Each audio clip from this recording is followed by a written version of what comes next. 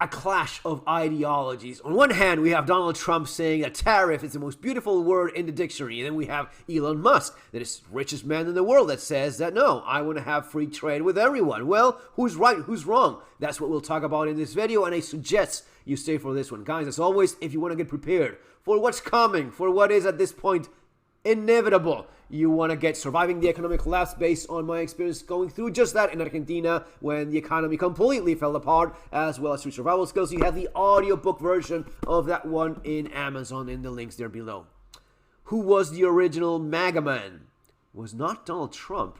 The original MAGA man is this guy right here. That's Juan Domingo Peron from Argentina. Make Argentina great again. How? Well, of course, with tariffs. How else would you make any country great than... Juan Domingo Peron is a complicated character. He is extremely questioned in many aspects, despised in some others. You have to admit that for a few years, he did make Argentina great again. Juan Domingo Peron, whatever you want to say, I despise this man as an Argentine that hates corruption above everything else. I despise Juan Domingo Peron. I think he's a complete... but he did do... This is like Lord Voldemort. He did great things, awful things, but he did great things. Juan Domingo Peron did great things too. He empowered the Argentine worker, raised the average wage of workers like never before. It was a period of prosperity for every hard worker in Argentina. He gave power to the unions, and all of a sudden you were getting benefits. You were getting, if you got into an accident, it used to be that before this guy, if you got hurt in a factory, well, screw you. You can't work anymore. All right, you don't have any rights here. This guy changed all of that. Now he is a man that got to power through a man from the military. He participated in the coup that got rid of the government, then got voted into office 3 terms, something that Trump is already talking about. Why end it in 2? If we can do 3 terms, why not be president forever? I mean, I'm good for the country, right? So, in spite of all of the bad things you can say about Perón, he did do a number of things that made life for workers in Argentina much better. All of those rights, the CGT, the unions, all of those things that later became even more corrupted than they were before, well, this man was behind all of that, right? You cannot take away that from him. And I will admit, all I had for Perón was hate and disgust because of what I saw in my life. I was not alive when this man was running my country, but I did see the fallout of what he left behind. A cult of personality like few countries have seen before. He was not right, he was not left, he was just Perón. He wasn't a socialist, and this is something that I have to share with you guys. I think this is a great example of what we ended up with in this case. I think this explains it so well. Argentina is a third radical, a third conservative, a third socialist, but it's all Peronist. Peronism is everything, right? Whatever works for Juan Domingo Perón, he will rip it apart and install it. He got into power with this idea of empowering the workers of Argentina, and he did just that for a while. Then it fell apart, then corruption, and then even more corruption. And there was always corruption, as it usually is. But I have to be honest, in terms of those wins for the workers was real for a while. You cannot take that away from him. How is it that he did it? Well, of course, with what MAGA is all about, which is this right here. And this is homework for you guys. Import substitution, industrialization. All right. That's what Perón created in Argentina. We call it, well, it's basically the same thing, but in Spanish. Where is it? So it's industrialización. Yeah, my Spanish is not all that good lately. It's incredible. Industrialización por sustitución de importaciones. Guess what that means in Spanish? So it's ISI, right? And in English, it's also ISI. It's import substitution industrialization. What is it that it means? That We're going to make things ourselves. Instead of importing stuff from abroad, we'll just make it ourselves, right? We don't need anyone. We can make things. Argentina and the United States are very different countries, but then on the other hand, they're both very big countries. They have a lot of natural natural and national resources. You have people that are capable of working, developing, and making. Yeah, you can do all of that. You can just say, we are good. We're making everything home. When it was my turn, and I had to, the first approach that I had to all of this is some of my earlier memories was shitty things made in Argentina. You would pick something up, a toy, right? You would pick up a toy. Industria Argentina, made in Argentina. It was shit, right?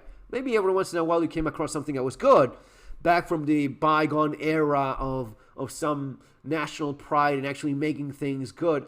But usually it was bad. It was bad and it was expensive. And that is the key problem with import substitution industrialization. When you go back and you look at the pros and cons of this approach, right? Where is this stuff? This is a huge topic. It could go on forever. It has, of course, advantages and disadvantages, as you would expect. Now, initially, it is, especially in a country like the United States, it did work in Argentina. It certainly can work in the United States. Is it all it is? Right? Is it all it's presented to be? So, pros and cons.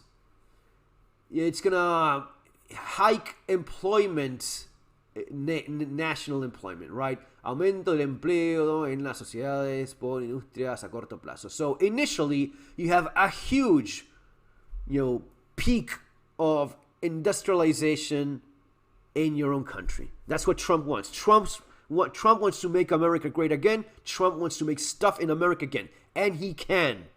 You can. You guys can make things in America. That is entirely possible. It is true that it's no longer the 1940s. It's no longer the 1950s. Stuff like we were talking about in terms of making chips and semiconductors, something that's specialized for certain people in certain parts of the world, and probably Americans don't want to do that anymore. The hardworking Argentine guy in the 1950s had no problem breaking his back working like a freaking animal. The average American is really not going to be all that problem. It's not that Argentine are better than, except for football. Yeah, that's going to be a big difference. But seriously, it is not that there's, guys, no one is better than anyone else. Everyone is capable of doing awesome things. Do Americans want to work like that in 2025? I will say no. Americans don't want to work like Taiwanese or Chinese people in 2025. Americans are used to another standard of living, another conditions, certain rights, certain ridiculous, stupid, wokey rights that are unheard of in other parts of the world. So it's very difficult. I'm not saying it cannot be done, but do Americans want to do that? That is the first thing. But point here is, it can do what Trump thinks he's going to achieve with this, which is more national industry, more work for people in the country.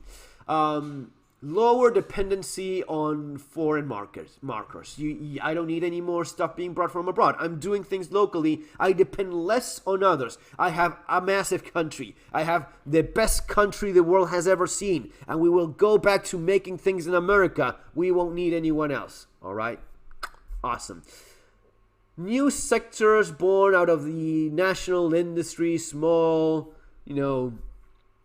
specialized industry and whatnot, small and medium industry. Yes, there's going to be a lot of that. There's going to be, we are not importing this stuff anymore from China or from wherever. All right, we will make things here as well. We don't need those fancy German tools, the Knipex of the world. We already make some Americans. We'll make even more American tools. And we will beat the shit out of those Knipex pliers that the American plumbers love. No. Now you will buy made in America, buddy. Made in America. A higher level of employment for... all right. So, basically, there's more jobs made in America. Awesome. What's the downside to this? Now, this was exactly what brought down, to a great degree, the plan of Perón in Argentina. So you're eliminating the mechanisms of regulation that the market naturally has. When you imply this, when you're going the Perón way, in many aspects, you're not socialist, you're not capitalist, you're nothing. You're like a nationalist guy, cult figure that everyone follows no matter what you do. If you just steal a few pages from the damn Marxist manual, that's okay, because you're fucking Juan Domingo Perón and you can do that. You're damn Donald Trump, and MAGA is what it's all about, buddy. We will make this work. But dude, that's the communist agenda. Yeah, fuck it. It's MAGA. We're making America great again no matter what. And that's all you need to say. It is crazy, because this ends in levels. It's not going to be now, but if it goes how... Dude, so it's fascinating. If you end up like this, even when you're dead, there's going to be people that, yeah, that is the guy we need. He died. People in Argentina kept voting for him after he was dead. I'm not even kidding you. You didn't even need to know how to read. They would just put the face of the man, the Partido Justicialista in Argentina, the thing that got Carlos Saúl Menem elected in Argentina, that is, according to Javier Milei, the best president Argentina had ever seen up until him. Well, you just put the face of this man in a piece of paper, and the worker of Argentina, still with the legacy, the memory of what was once the rights gained for the workers, he would just put that ballot in the box. He would vote for the man after he was dead. Not even kidding.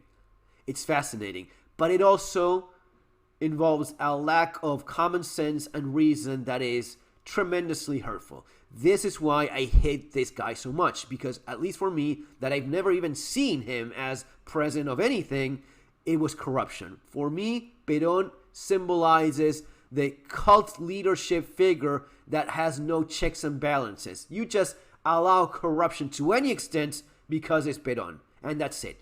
It is the nationalist cult figure that requires no explanation. You're just doing it because I'm all about the workers' rights, buddy, and making Argentina great again. And if you're against that, you're against everything good. For a while, it was there were graffitis in universities that said "kill a student, make Argentina great again." Basically, that was "haga patria." "Haga patria" is basically do your patriotic duty, kill a student, because students question things, and you don't need anyone questioning a damn thing. No, you just need to go along with the plan and make Argentina awesome. Anyone that questions that needs to disappear. That is the first thing you have with the ISI plan of reindustrialization, which is there's no checks and balances of capitalism anymore. There's no free market anymore. So I don't need to make nitpicks.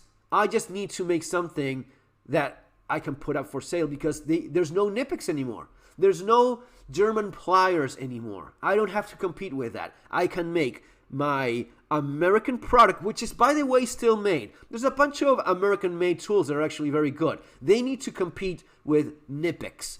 Affordable, German quality-made pliers, right?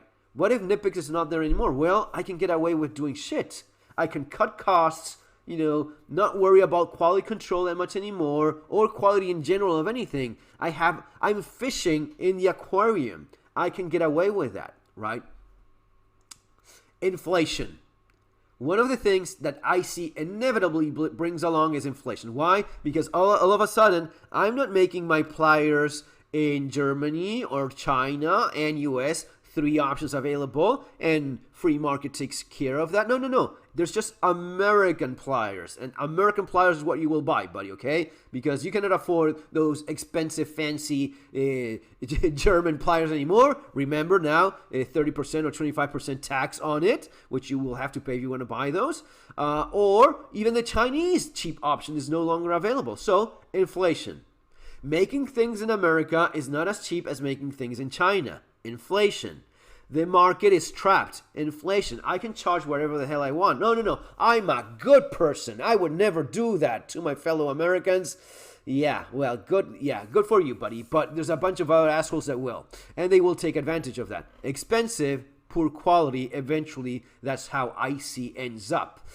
Establishment of monopolies and oligarchies, states, oligarchies. There's going to be this corruption thing between the government and the production sector, right? The industrialist sector in the United States that depends on the protection provided by the government, keeping those foreigner markets away through tariffs. That symbiosis that you have creates a level of corruption that is going to be very damaging. When you see prices go up, quality of things go down, lack of imports, and they're going to be super expensive. There's going to be an entire lobby there going on between the producers and the government, and them feeding and rubbing each other's back, and the level of corruption that promotes is probably the worst part of this all. It is not as flashy as,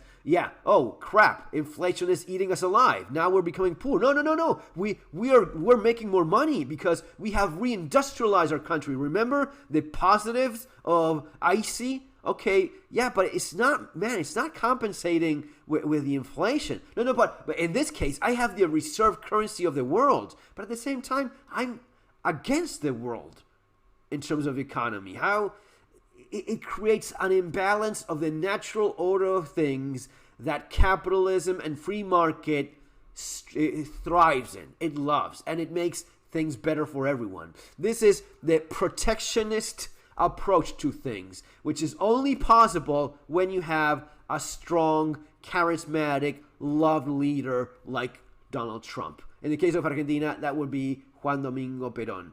The similarities, it is incredible. Now, are they different? Of course. I'm not trying to shit on anyone's politics, guys. I honestly am not. I've said this a number of times. I don't believe in any politician much at all. There's things that Donald Trump has done that I like. For example, in terms of going against the woke agenda and against the protecting women in sports and whatnot, going back to more traditional roles. I think that is all extremely positive, absolutely positive. Do I like the free market approach of Elon Musk? Yes, because I am a free market kind of guy. I think that free market is awesome. I think that capitalism is awesome. I think that freedom in everything is awesome, right? Freedom is fantastic. So I am definitely more on the libertarian side of things, which is something that a lot of libertarians ended up going for Donald Trump. And I get it. I absolutely get it. Does that mean he's perfect? No. I think this is a massive mistake, by the way. The IC thing going like Peron, making Argentina great again in 2025 in the United States, in terms of industry and tariffs, I think that's going to be a shit show. And it's not even being implemented as well as it was back in Argentina. It was very successful for all. Maybe it is. Maybe it's going to be awesome for people in the United States for 5-10 years or so. At least you get that. Then it falls apart, as it always does, because this is like communism. Oh, this time we will do it right. No, it has never worked. These things have never worked. That's why you don't see many countries do this, right? But this is the ego. This is the ego of American exceptionalism, and this time we will get communism right. This time we will get IC right. No, I honestly don't think. I could be wrong. I could be 100% wrong, right? Again, not Elon Musk has his car business. He was getting shit on by Pete Navarro, was it?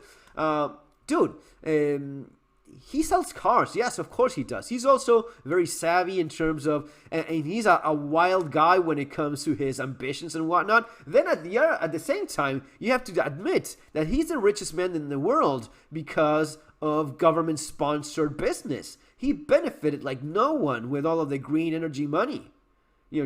Tesla was, up until, well, now still, it's just a hole in the ground where you throw in money. And eventually starts making cars, and maybe it gets... But let's be honest about it, right? It was all of that green money, all of that Dodge money that was going into private sector from the public into the private sector, from the taxpayer's pocket into Elon Musk's account to make his own cars, right? That's the way it was. Now it's not maybe a popular thing to say, but let's be honest about that too. Guys, this is basically it. I don't want to make the video even longer. We could talk about Peron, Elon, and Trump for 5 days, not even 5 hours, and we still would not even scratch the surface of how deep this goes. But this is for now. Do your own homework, do your own research, reach your own conclusions. I always encourage that in everything that I say, right? Don't believe me. I'm just a guy here in your YouTube channel and your cell phone little screen saying a bunch of things. But things that you probably should investigate and look into a little bit more. Import substitution, industrialization. That's homework for you guys. See you on the next one. Take care. Have a good one.